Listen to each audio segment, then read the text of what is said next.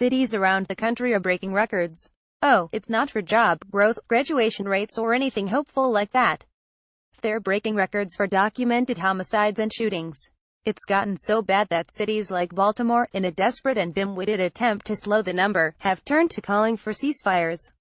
But like every other ceasefire, as those called for on several occasions between Israel and the Palestinian terrorists or those in Syria, the city ceasefires have worked out just about as well.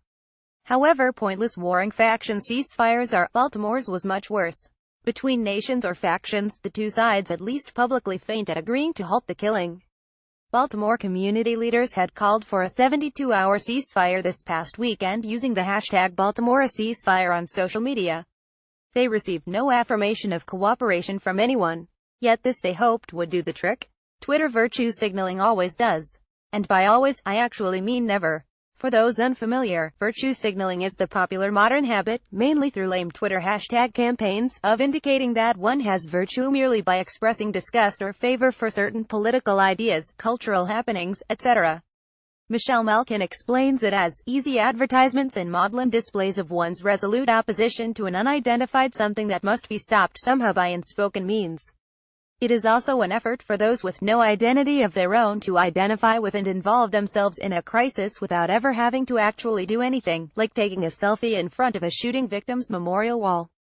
However, the city's Baltimore a ceasefire campaign had little effect. What a shocker, as 2 residents were murdered on Saturday, a full day after it was announced. HuffPo reported that a 37-year-old man was shot and killed in Baltimore late on Saturday in the second murder since activists called for a 72-hour ceasefire this weekend in response to the city's record homicide rate. These two added to the already record rate of 204 homicides in the 7 months of 2017. And the response to the ceasefire murders was typical liberal feel-good nothing.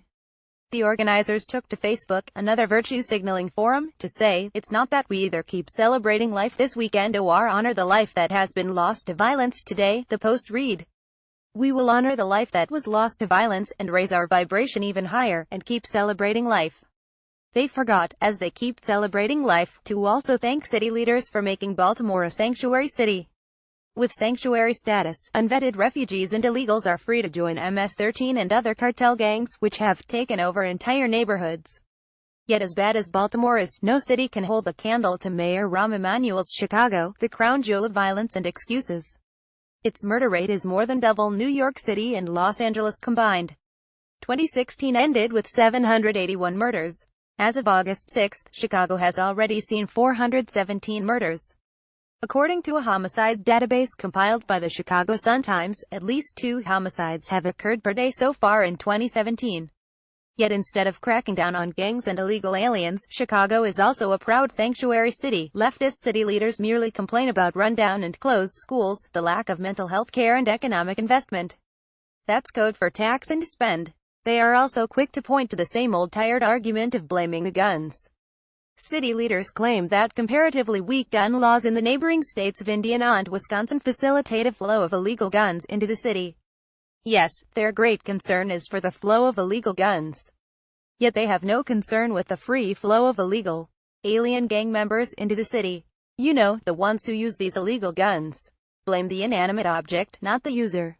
That's the leftist way. The shame of this is that it doesn't have to be this way. Actually, I guess it does.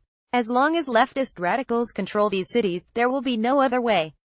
They will never fix the problems. Their ideology won't allow it. You people who vote in the hacks have no one to blame for the violence but yourselves. The next time someone in your neighborhood is killed, don't look to the politicians, or take to Twitter. Go home, look in the mirror, and justify to that image staring back at you, just why you voted for them.